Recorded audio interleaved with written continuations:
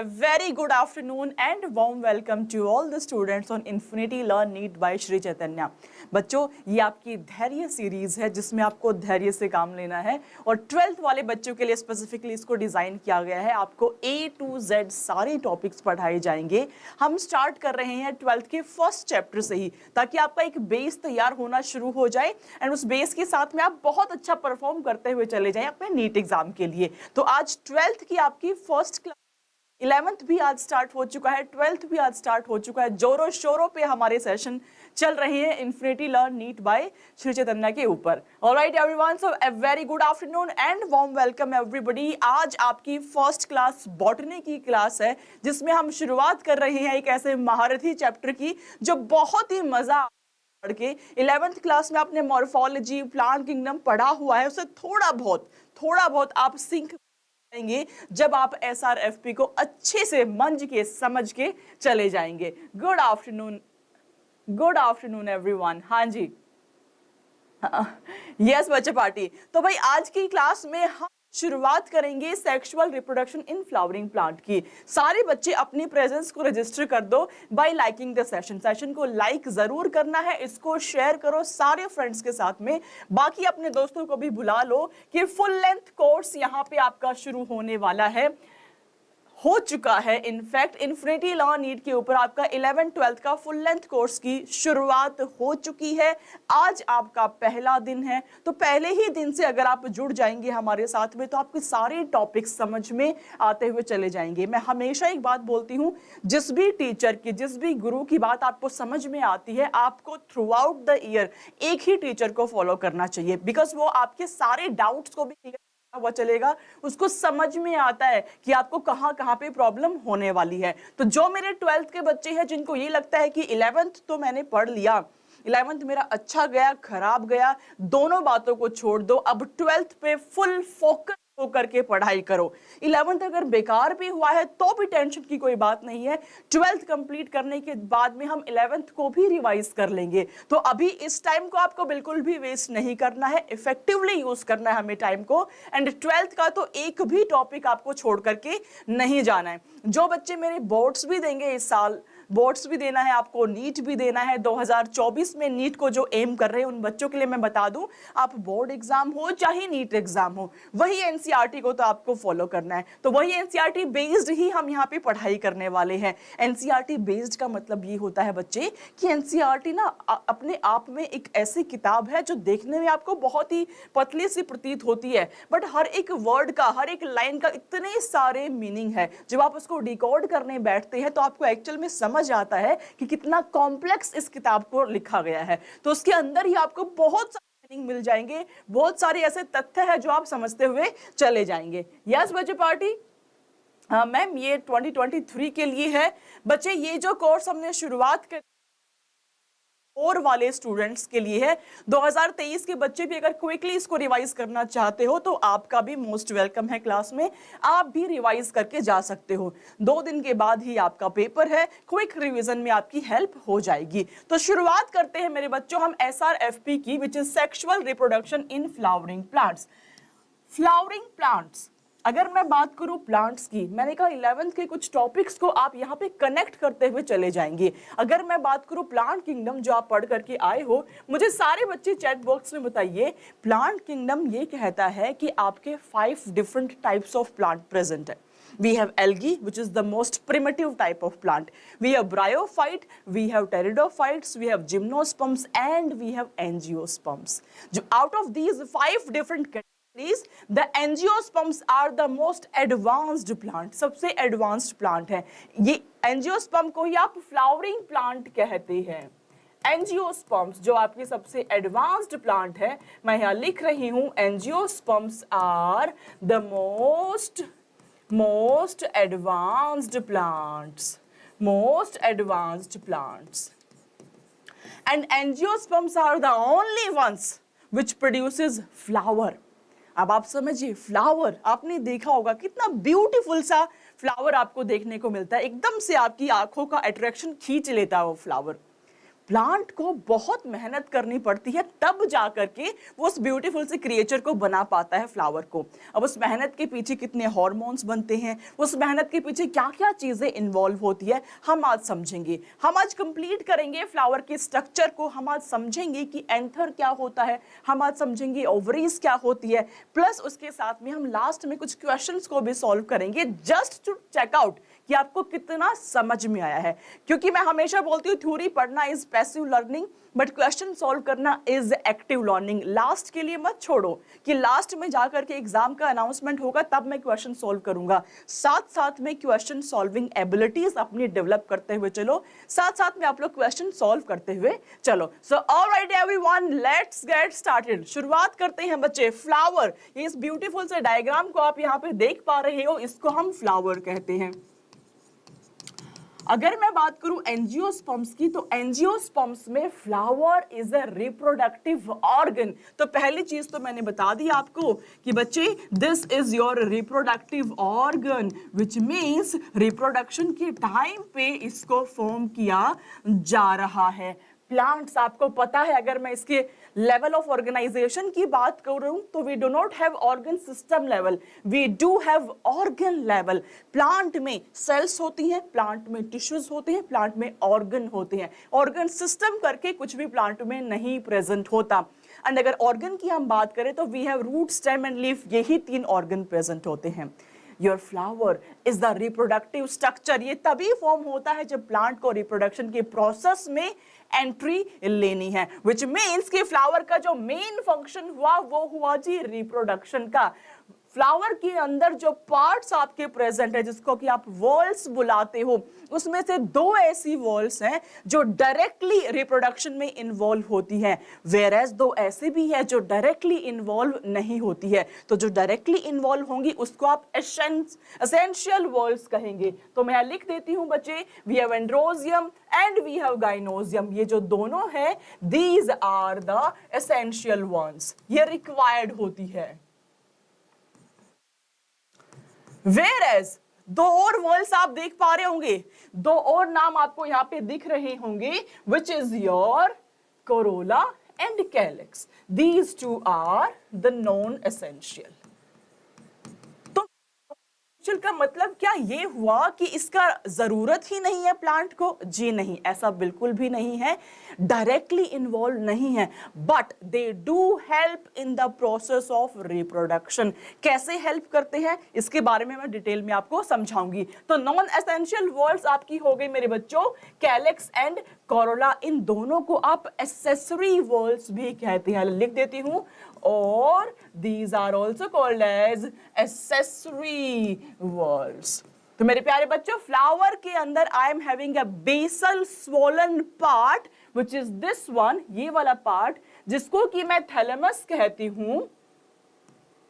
कहीं पे एनसीईआरटी इसको रिसेप्टिकल भी लिख देगा, परेशान नहीं होना, एक ही बात है, एक ही बात है। कोई टेक्स्ट बुक पढ़ने बैठोगे इसको टोरस लिख देगा, परेशान नहीं होना, एक ही बात है। तो चाहे थैलेमस हो, चाहे रिसेप्टिकल हो, चाहे टोरस हो, इस थैलेमस वाले पार्ट के ऊपर चारों वर्ल्स आपस में ऐसे ऑर्गेनाइज्ड फॉर्म में प्रेजेंट है, out of which we have 2 जो कि रिप्रोडक्शन में डायरेक्टली हेल्प करती है, जिसको कि आप एसेंशियल वर्ल्स कहते हैं। उसके अलावा 2 ऐसे भी हैं जो डायरेक्टली आपके प्रोसेस में इन्वॉल्व नहीं है, इनडायरेक्ट वे से फायदा पहुंचा रही हैं, उसको आप एसेसरी या नॉन एसेंशियल वर्ल्स भी कहते हैं। सबके बारे में 1 by 1 करके डिटेल में हम समझते हैं बच्चे कि क्या होता है एसेसरी, क्या होता है आपका कैलिक्स का फंक्शन, क्या आपका कोरोला का फंक्शन है। So let's first begin with the non essential walls.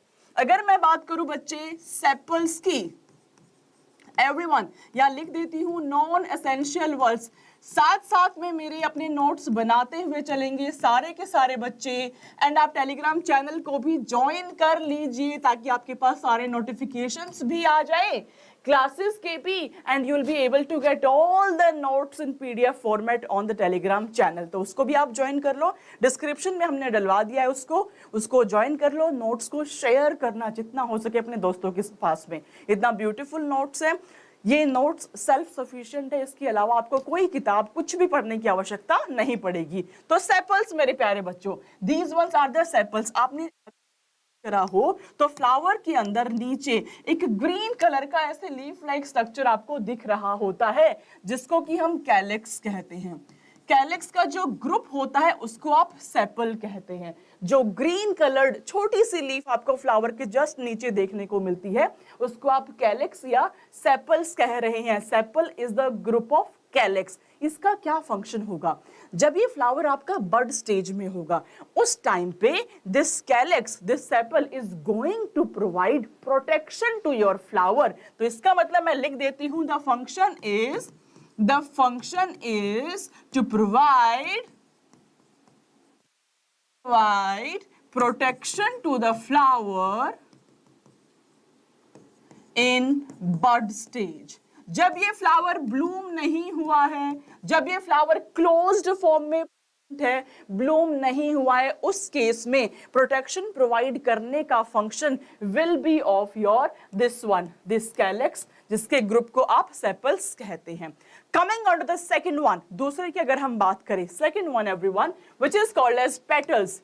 The brightly coloured structure. कोई भी फ्लावर को आप देखिए, रेड रोजेस रेड क्यों है, पिंक रोज पिंक क्यों है, कोई फ्लावर का कलर लेट से येलो क्यों है, तो जो येलो है, ये पिंक है, ये जो ग्रीन है, ये जो सारे कलर है, that is due to presence of a brightly coloured these beautiful leaves which is called as petals.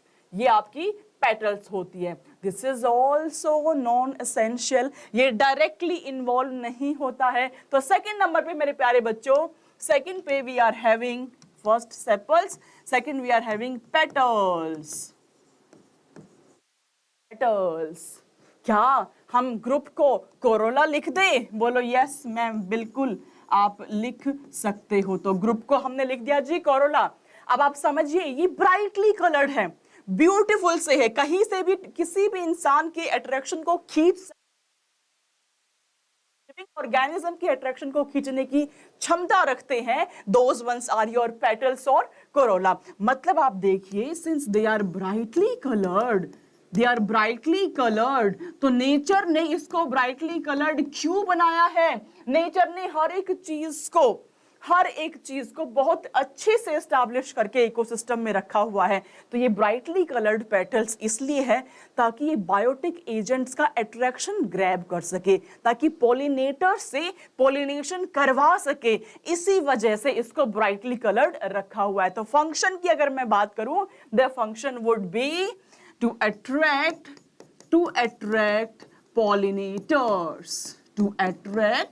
pollinators। Am I clear everyone? Am I clear my dear बच्चास? In the chat box to let me know।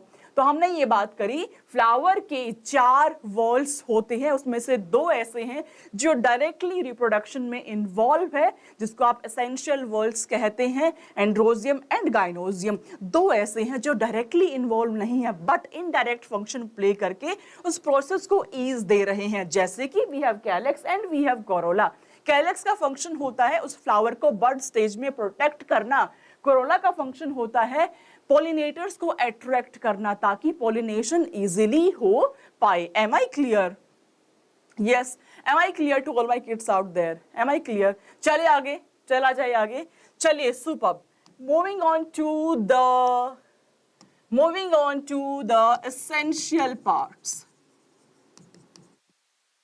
अच्छा, चारों की चारों walls are arranged on thalamus, torus और receptacle. ठीक है, चारों उस पे अरेंज्ड होती है। हमने बात कर ली है about these once and about these once. अच्छा, एक और कंडीशन होती है जिसको कि आप पेरियंथ कहते हैं। What is that? Sometimes what happens, your calyx and corolla they are fused, कि आप उसको डिस्टिंक्ट ही नहीं कर सकते। You can not differentiate between calyx and corolla. उस कंडीशन को आप पेरियंथ कंडीशन कहते हैं। पेरियंथ का individual unit will be tepals. Tepals will be the individual unit of your perianth. अब ये कहां पे पाया जाएगा? स्पेसिफिकली आपके लिली फ्लावर में।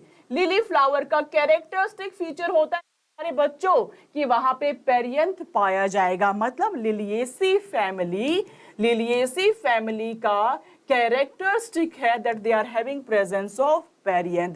We can not differentiate between calyx and corolla. Coming on to the essential parts, we have androecium and gynoecium. तो एक हो गया मेरा बच्चों androecium, second I am having gynoecium. Gynoecium देख लेते हैं जी, फ्लावर के अंदर ही क्या एंड्रोजियम है एंड क्या गाइनोजियम है. देखो बच्चों इस डायग्राम को देखिए ध्यान से, ये वाले पार्ट को मैंने बाहर रिप्रेजेंट किया हुआ है. This is my androecium. Androecium का single unit will be your stamens. Stamen की अगर मैं बात करूं, स्टेमन को मैं देख पा रही हूं, this part, this bilobed structure, this is my dear kids anther. And जिस पार्ट से वो अटैच्ड है इस फ्लावर से, that this one part, this one my dear kids is filament. This is filament. तो रिप्रोडक्टिव स्ट्रक्चर में I am having एंड्रोजियम जो कि मेल सेक्स ऑर्गन होता है. मेल सेक्स ऑर्गन का single unit will be stamen. Stamen में I am having anther which is a bilobed structure and the filament जो कि अटैच्ड है आपके फ्लावर से. आप देख पा रहे हो डिस्क्रिप्टिव वे में पूरा का पूरा इसको हम जरूर पढ़ेंगे जस्ट आफ्टर 2 मिनट्स. उसके अलावा the second part, second essential one will be gynoecium. This is your gynoecium. Gynoecium का अगर हम बात करें single unit that will be your carpel. कोई किताब लिखे पिस्टिल, एक ही बात है, कोई प्रॉब्लम नहीं है. कार्पल एंड पिस्टिल को देख लीजिए ध्यान से. We are having stigma. This is stigma which is the landing platform for your pollen grains. यहीं पे आके pollen grains आपकी लैंड करती है. Then this is the style. ये वाला part is style and this basal swollen part my dear kids is ovary. Ovary में we are having presence of ovules. Ovary में आपके यहाँ पे ओव्यूल प्रेजेंट होते. These ones are your ovules. ये आपके ओव्यूल्स है. तो बच्चे समराइज कर रही हूं, हमने बात करी एसेंशियल पार्ट्स की जो एक्चुअल में रिप्रोडक्शन में हेल्प कर रहे हैं. We are having androecium and we are having gynoecium. Androecium is your male sex organ. इसका single unit will be stamen. आप देख पा रहे हो ये एक आपका स्टेमन है. स्टेमन में we are having a bilobed structure which is this one जो आपका एंथर है and we are having a filament जिससे कि ये कनेक्टिविटी को एस्टैब्लिश कर रहा है. On other hand we are having gynoecium जो कि फीमेल सेक्स ऑर्गन है. Individual unit will be your carpel और पिस्टिल. कार्पल और पिस्टिल की अगर हम बात करें, this is the stigma which is the landing platform for your pollen grain. Then we are having style which is this one and the basal swollen part will be your ovary. Ovary में there is presence of ovules. ये मेरे ovule present है ovary में. Am I clear to all my kids out there? Am I clear? अब तक कोई भी आपत्ति, दुविधा, समस्या, प्रॉब्लम कुछ भी है तो प्लीज मुझे चैट बॉक्स में पूछिए. मैंने आपको ये समझाया flower is a reproductive structure जिसमें आपके एसेंशियल नॉन एसेंशियल वॉल्स पाए जाते हैं. एसेंशियल की हमने बात करी, नॉन एसेंशियल में मेरे कैलिक्स एंड कोरोला है. दोनों का फंक्शन हमने समझाया. कैलिक्स का फंक्शन है उस फ्लावर को प्रोटेक्शन प्रोवाइड करना when the flower is in its bud stage. Corolla का फंक्शन है ये ब्राइटली कलर्ड होता है, ब्यूटीफुल सा है. कलर आपको हमेशा आपकी आईज को अट्रैक्ट कर रहा होता है विच मीन्स कि पॉलिनेटर्स को जब अट्रैक्ट करना होगा at that time your Corolla will come into the picture. Right everyone. Moving ahead your essential parts. Essential में we are having the male sex organ which is androzium and the female sex organ which is gynosium. Detail में समझते हैं what is androzium, what is stamen, what is anther. Anther का transverse section भी हम निकाल के देखते हैं कि क्या क्या वहां पे प्रेजेंट होता है. तो बच्चे see this beautiful diagram, see this beautiful diagram. एक फ्लावर से कट करके इस डायग्राम को मैंने लगाया है. ये पार्ट आप देख रहे हो, this one, this part is my, this one is my anther. ये मेरा एंथर है. एंथर में मैं आपको अभी एक बात लिखवाऊंगी that anther are bilobed. It is very important. NCERT कहती है एंथर आर बाइलॉब्ड, और ये बहुत बार प्रीवियस ईयर क्वेश्चन में इस लाइन को यूज किया जाता है। It is frequently asked question, FAQ है, what is bilobed, anther are bilobed dithecous tetrasporangiate. ये लाइन बार बार आपसे एग्जाम में पूछी जाती है। ऑलराइट एवरीवन, तो भाई ध्यान से देखिए, ये जो स्ट्रक्चर आप देख पा रहे हो, दिस इज माय एंथर। ध्यान से देखो, बीच में यू कैन सी कि कनेक्टिव टिश्यू के तहत ये दो lobes connected है। Can you see everyone in the chat box? Can you see? With the help of this connective tissue, these two lobes are connected. That's why the structure is called as bilobed. There is presence of two lobes. चलिए detail में समझते हैं हम anther के बारे में। Let's understand it in detail. ये मेरा फ्लावर है, फ्लावर को हमने बाहर निकाल के देखा। ये वाला पार्ट जो टर्मिनल, जो बाइलॉब्ड स्ट्रक्चर है टर्मिनल, उसको मैंने एंथर कहा। ये वाला स्ट्रक्चर जिससे फ्लावर से कनेक्टेड है उसको मैंने फिलामेंट कहा। अब आपकी एनसीईआरटी में ना एक लाइन लिखी हुई है जो कि 2017 में क्वेश्चन के फॉर्मेट में भी पूछा गया था, that the proximal end of the filament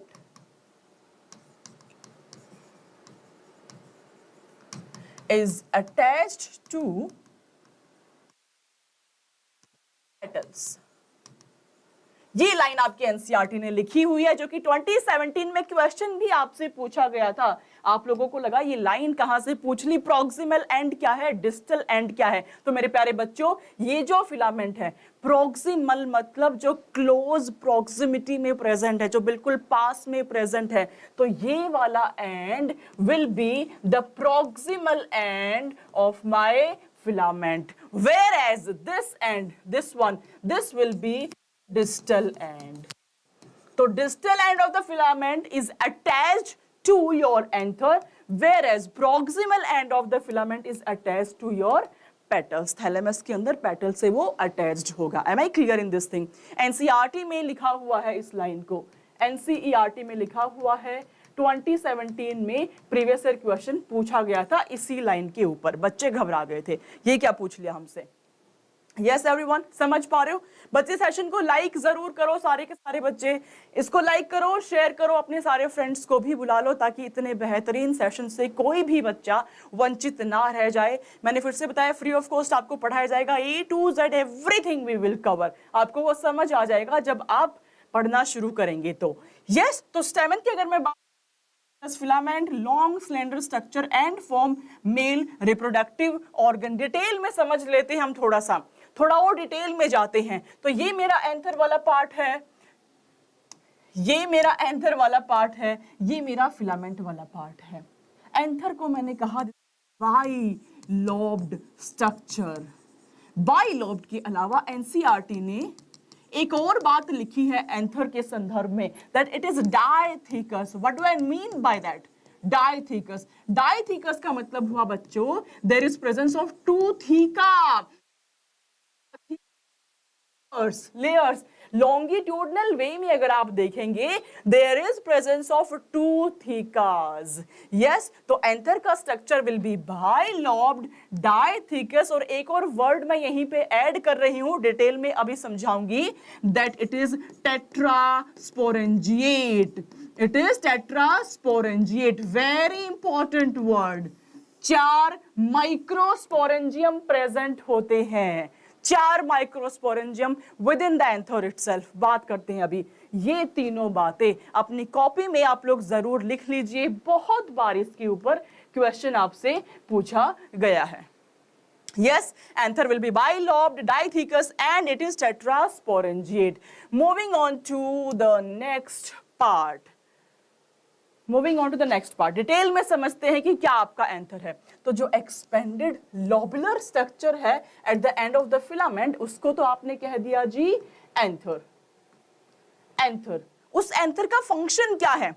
हमने कहा मेल रिप्रोडक्टिव स्ट्रक्चर, उसमें आपने कहा फिलामेंट तो कनेक्टिविटी एस्टैब्लिश कर रहा है। एंथर का क्या फंक्शन हो जाएगा? जो एंथर है वो पोलन ग्रेन को प्रोड्यूस करेगा। Pollen grain are the ones जो जाकर के फीमेल वाले पार्ट पे मेल गैमीट को रिलीज कराएंगी। Pollen grains are your male gametophyte. They are your male gamete of phyte which will carry your male gametes, जो कि मेल गैमेट को कैरी करके एग सेल से कंबाइन कराने में हमारी हेल्प करेंगी। तो एंथर इतना इंपॉर्टेंट इसलिए है क्योंकि it is going to produce pollen grains, जो कि मेरी पोलन ग्रेन्स जाकर के मेरे फीमेल वाले पार्ट से कंबाइन कर जाएंगी। Alright, moving ahead to your filament वाला पार्ट। फिलामेंट का क्या फंक्शन होगा भाई, ये तो स्टॉक लाइक स्ट्रक्चर है that will support and hold the anther, जो एंथर को पकड़ने में, उसको सपोर्ट करने में हेल्प करेगा, फ्लावर से कनेक्टिविटी को एस्टैब्लिश करने में हेल्प करेगा आपका फिलामेंट। तो फिलामेंट का प्रॉक्सिमल एंड की हम बात कर चुके हैं, इसके डिस्टल एंड की भी हम बात कर चुके हैं। Moving on to the structure of the stamen. अगर मैं इस एंथर को इस तरीके से ट्रांसवर्स सेक्शन में काट दूं, टीएस इज ट्रांसवर्स सेक्शन, जब मैं इसका ट्रांसवर्स सेक्शन कट करके देखती हूं तो कुछ इस तरीके से आपको दिखेगा। So this is first lobe my dear kids, one lobe, and this is your second lobe, ये आपका सेकेंड लोब हो जाएगा। तो आप देखिए एक लोब में आपको दो गोले गोले रखे हुए हैं, ये जो दो गोले रखे हुए, these are the microsporangium. तो one lobe is having presence of two microsporangium. Can you see everyone? One lobe is having presence of these 1 and 2 microsporangium. Second lobe is also having presence of 1 and 2 microsporangium. तो एक anther में total microsporangium कितना हुआ? Total कितना हुआ? बोलो ma'am, 4 present है, 2 दूसरे लोब में प्रेजेंट है, इसीलिए मैंने लिखा था that it is your tetrasporangiate. It is your tetrasporangiate structure, which means having presence of 4 microsporangium. Having presence of 4 microsporangium. Am I clear, everyone? सारे बच्चे मेरे को चैट में लिख दो, anther is bilobed, number 1 point, it is dithecous, number 2 point, it is tetrasporangiate, number 3 point. तीनों point are very very very important. Direct question आता है, ये डायरेक्ट आपसे पूछा जाता है कि हम बात कर रहे हैं कि एंथर जो है वो बाइलोब्ड डाइथिकस टेट्रास्पोरेंजिएट किस प्लांट में होता है, तो आपको आंसर करना होता है it is into your angiosperms. In the chat box everyone, in the chat box everyone, बताओ जल्दी से। यस, हाँ जी, चलिए सुपर्ब। देख लेते हैं कि जो ट्रांसवर्स सेक्शन के बाद में एक्चुअल में माइक्रोस्पोरेंजिया क्या होते हैं, क्या कोई लेयर्स इन्वॉल्व होती है, कौन कौन सी लेयर इन्वॉल्व है, टेपिटम क्या होता है, स्पोरोजिनस टिश्यू क्या है, स्पोरोपोलेनिन क्या होता है, लेट्स अंडरस्टैंड। तो बच्चे, जब मैंने ट्रांसवर्स सेक्शन किया अपने एंथर का, तो ये मेरी एक लोब है, this is bilobed structure, this one is my 1 lobe and this is my second lobe. मैंने कहा एक लोब में there is presence of these two microsporangium. Second lobe में there is presence of these 2 microsporangium. So in total I am having 4 microsporangium. That's why the structure is tetrasporangiate. Tetrasporangiate. डाइथिकस क्यों है हम बात कर चुके हैं, बाइलोब्ड क्यों है हम उसकी बात कर चुके हैं। अब देखिए बच्चे इस डायग्राम को ध्यान से, यहाँ पे कुछ लेयर्स लगी हुई है, कलर चेंज करती हूँ। हाँ जी, आप देखिए ध्यान से, यहाँ कुछ लेयर्स आप देख पा रहे हैं बाहर में। ये क्या क्या लेयर्स प्रेजेंट होती है, कहाँ पे एपिडर्मिस है, कहाँ पे टेपिटम है, let's understand everything in detail. तो अगर हम बात करें बच्चे एंथर की लेयर्स का, तो एंथर की लेयर में सबसे आउटर मोस्ट लेयर, सबसे बाहर वाली जो लेयर, ये लेयर निकाल के आपको दिखा रही हूं, the outer most layer my dear kids is epidermis.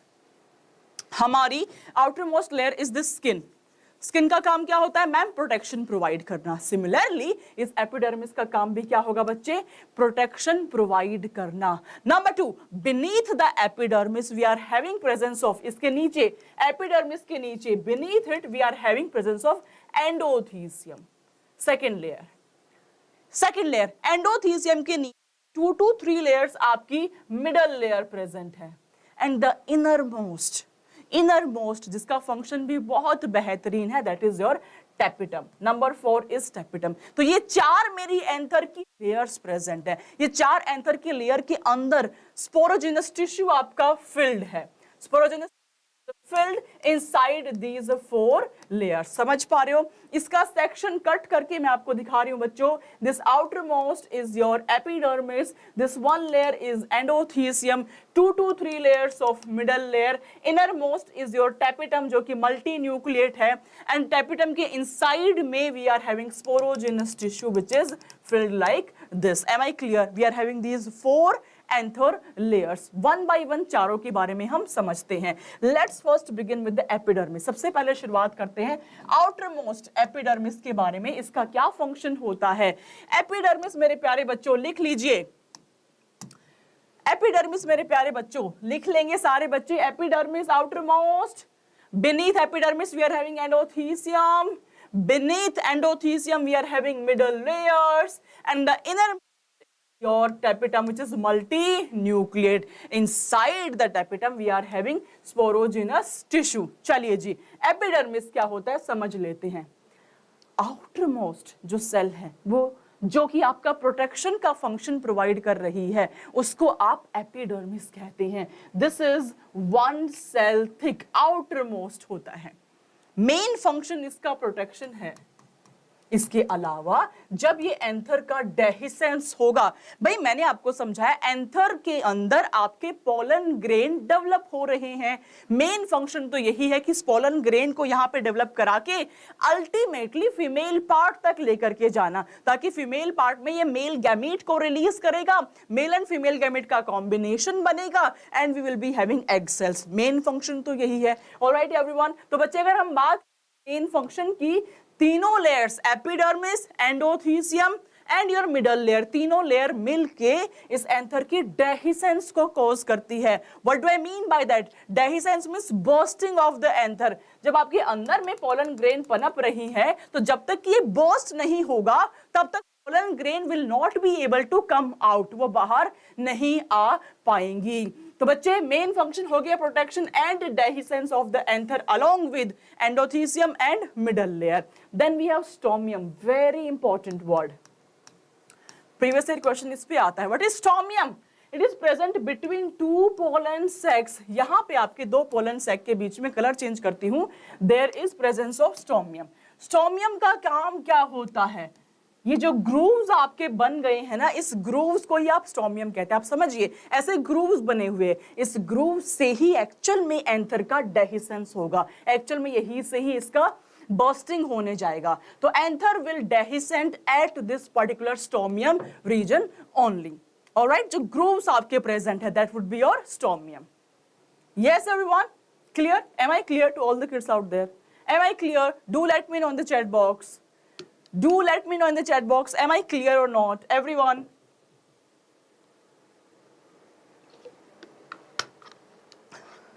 Clear? Clear? Clear ma'am? Clear? चलो सुपर. फिर आगे बढ़ते हैं जी, चलते आगे. Beneath the epidermis we are having presence of endothelium. This endothelium is below the epidermis. उसके जस्ट नीचे present है. ये भी वन सेल थिक है. एपिडर्मिस भी एक ही लेयर था, ये भी आपका एक ही लेयर प्रेजेंट है. मजे की बात ये है कि फाइब्रस होती है, फाइब्रस सेल्यूलोज थिकनिंग, प्लस यहाँ पे लिटिल पेक्टिन भी आपका प्रेजेंट होता है. अब जब ये फाइब्रस हो जाएगा, आप सोचिए आपके पास में इस तरीके से दो गोले ऊपर है, दो गोले नीचे हैं. Let me tell you in detail. ये इस तरीके से आपका स्ट्रक्चर है. Yes.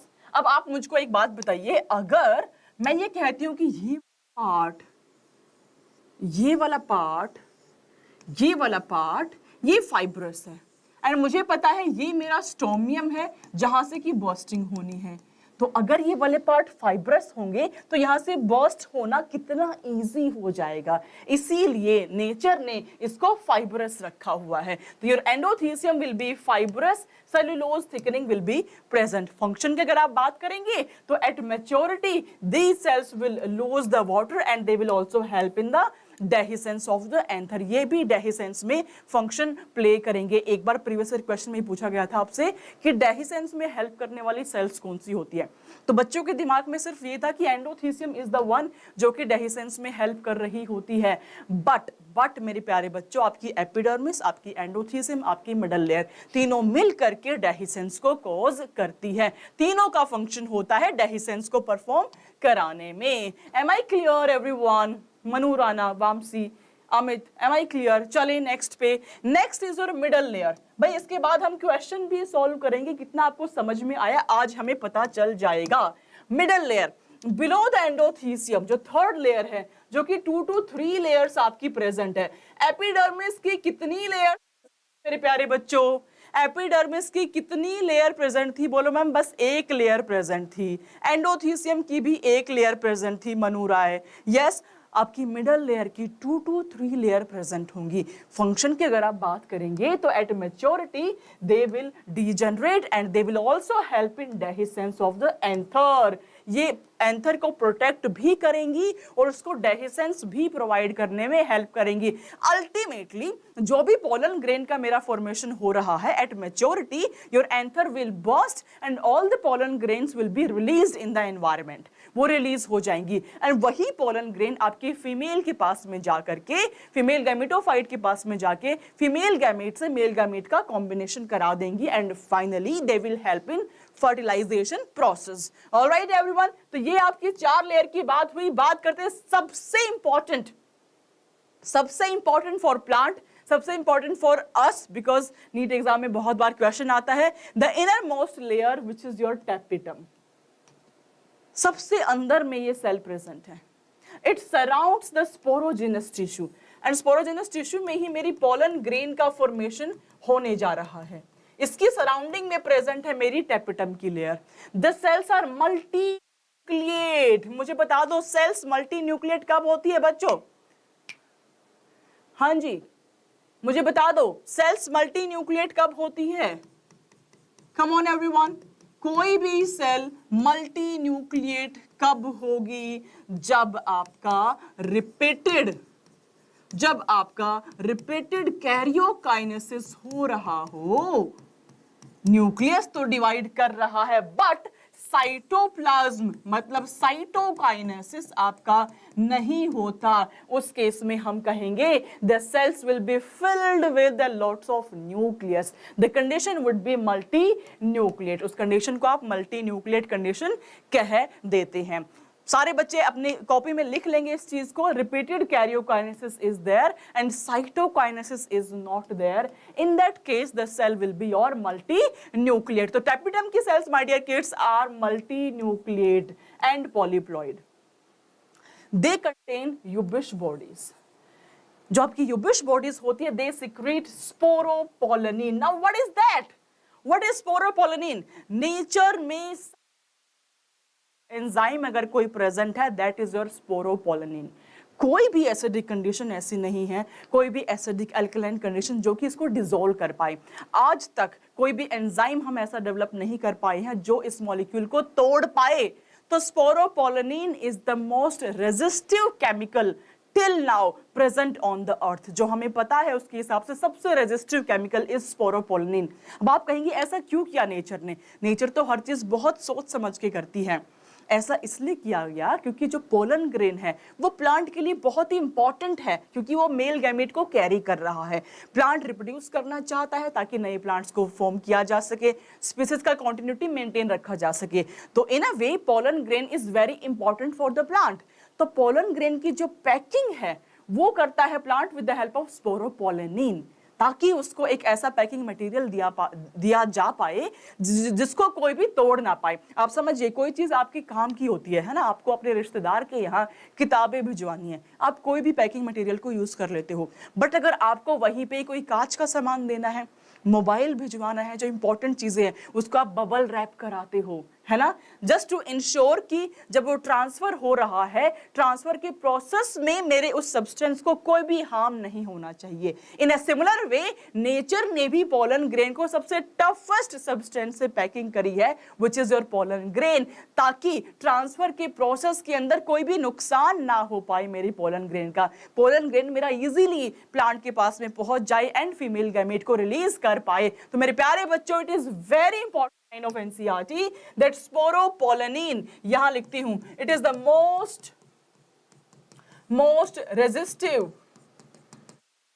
resistive chemical known on the earth। कोई एसिडिक कंडीशन, कोई अल्कलाइन कंडीशन ऐसी नहीं है जो इसको ब्रेक कर पाए। आज तक कोई एंजाइम नहीं ऐसा बना है, नहीं हम डिस्कवर कर पाए हैं जो कि स्पोरोपोलेनिन को ब्रेक कर पाई। Am I clear in this thing?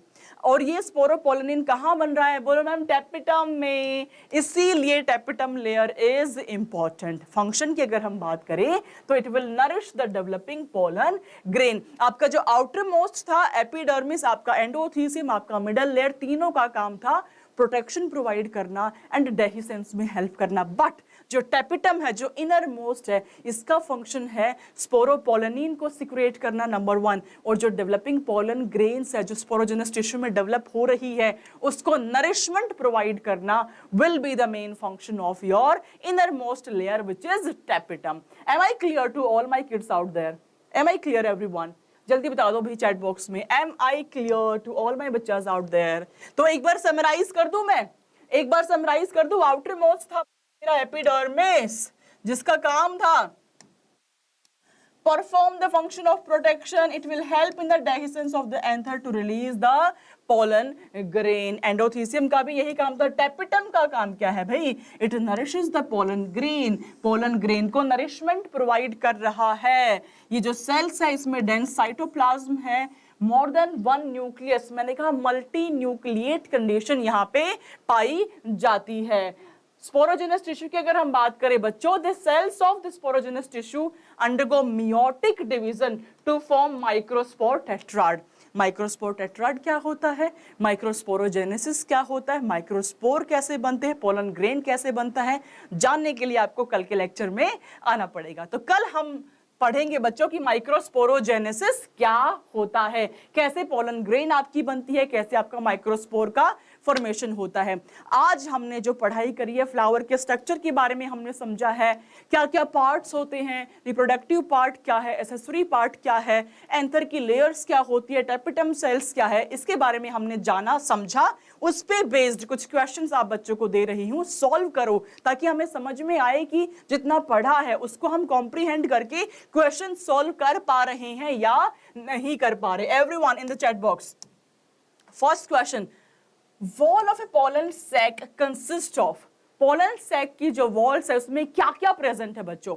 Endothecium and tapetum, tapetum and middle layer, endothecium middle layer and tapetum, epidermis endothecium middle layer and tapetum. कितनी लेयर्स प्रेजेंट है? इन the chat box everyone, answer everyone in the chat box. अभी अभी आपको पढ़ाया है flower क्या होता है, एंथर की लेयर्स क्या होती है, चारों लेयर्स के बारे में हमने डिटेल्ड में समझा है, डिटेल्ड में जाना है क्या क्या लेयर होती है, एपिडर्मिस का फंक्शन क्या है। यस,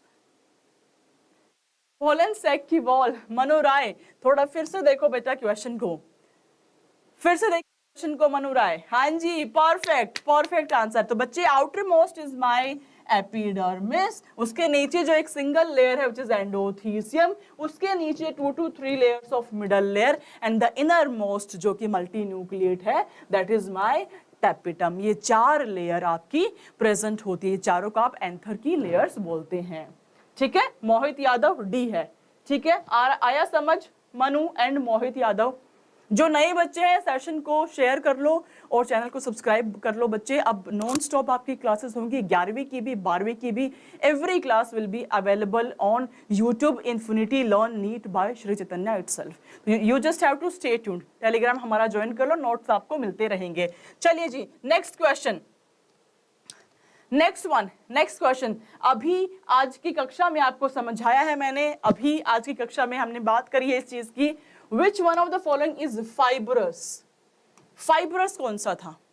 मिडल लेयर फाइब्रस थी, एंडोथीसियम थी, इनर मोस्ट टेपिटम लेयर थी, या एंडोथीसियम थी? Fibrous layer, come on everyone, which one was the fibrous?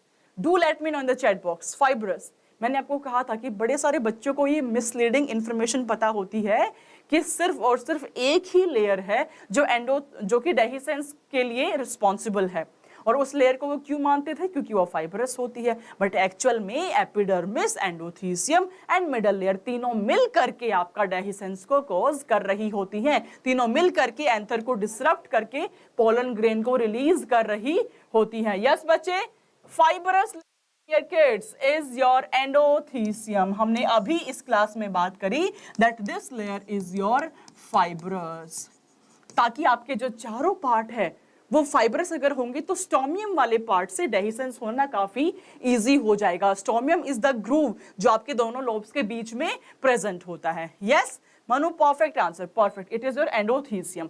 चलते हैं बच्चे नेक्स्ट क्वेश्चन पे। Next question on your screen everyone. Next question, in an anther stomium कहां पे प्रेजेंट होता है? स्टोमियम, अभी मैंने 1 मिनट पहले ही आपको दोबारा से बता दिया कि स्टोमियम कहां पे प्रेजेंट है। Stomium is present at the tip, this is tip, in grooves of the each anther lobe, at the base of the anther, transversely on the anther. कहां पे स्टोमियम प्रेजेंट है? Yes बच्चे party, come on, stomium dehiscence start होगा, that will be your stomium. Anther में stomium कहां present है everyone? It is in the grooves of the each lobe. मैंने diagram बना के आपको समझाया, डायग्राम में आपको मेंशन भी करवाया कि कहां पे आपका स्टोमियम प्रेजेंट होता है, right? Stomium will actually help in the dehiscence of the anther. Alright everyone, this is your homework question. ये क्वेश्चन आप बच्चों को सॉल्व करना है। जो बच्चे बाद में भी क्लास को देखेंगे, इस क्वेश्चन को सॉल्व करके मुझे कमेंट सेक्शन में आप बच्चे डाल देना कि इसका आंसर आपका क्या होगा। कमेंट सेक्शन में आपको सिर्फ आंसर लिखना है ABCD। इस क्वेश्चन का आंसर आपको क्या फील हो रहा है, पहले पूरी क्लास लगाना, उसके बाद ही आप आंसर लिखना। ऑलराइट एवरीवन, आज हमने पढ़ा है SRFP वाले चैप्टर की हमने शुरुआत कर दी है। फ्लावर क्या होता है हमने समझा, एसेंशियल पार्ट्स क्या है, नॉन एसेंशियल पार्ट्स क्या है, नॉन एसेंशियल में कैलिक्स का फंक्शन क्या है, कोरोला का फंक्शन क्या है, क्या आपका एंड्रोजियम है, क्या गाइनोजियम है। डिटेल में हमने समझा एंड्रोजियम में पोलन सैक आपका क्या होता है, एंथर का ट्रांसफर सेक्शन करने पे माइक्रोस्पोरेंजियम हमने समझे कहां पे प्रेजेंट होते हैं, why we call it tetrasporangiate, why we call it dithecous, why we call it bilobed. ये सारी बातें हमने समझी आज की क्लास में। डेहिसेंस के लिए क्या चीज रिस्पॉन्सिबल होती है, स्पोरोपोलेनिन कौन सिक्रेट कर रहा है, एवरी क्वेश्चन का answer will be in this today's class. तो सारे बच्चे इसको देख लेना, जिसने नहीं देखी है पीछे करके आप देख लेना रिकॉर्डेड फॉर्म के अंदर। हम मिलेंगे नेक्स्ट क्लास में। आज हम शाम को वापस से मिलने वाले हैं। 11th की क्लास आज शुरू होगी। फर्स्ट चैप्टर आपका लिविंग वर्ल्ड पढ़ाया जाएगा। So be there everyone at 7 PM on same channel Infinity Learn NEET by Shri Chaitanya. मिलते हैं हम शाम को बच्चों, तब तक के लिए अपना ख्याल रखो सारे बच्चे। मस्त रहो, स्वस्थ रहो, व्यस्त रहो, त्रस्त मत हो, परेशान मत हो, खुश रहो, मजे करो जीवन के। और इसके नोट्स बना लेना, टेलीग्राम पे भी आपको नोट्स मिल जाएंगे। टेलीग्राम चैनल को आप लोग ज्वाइन जरूर कर लेना। Bye everyone, God bless you all, love you all, see you in the next class at 7 PM। Bye bye.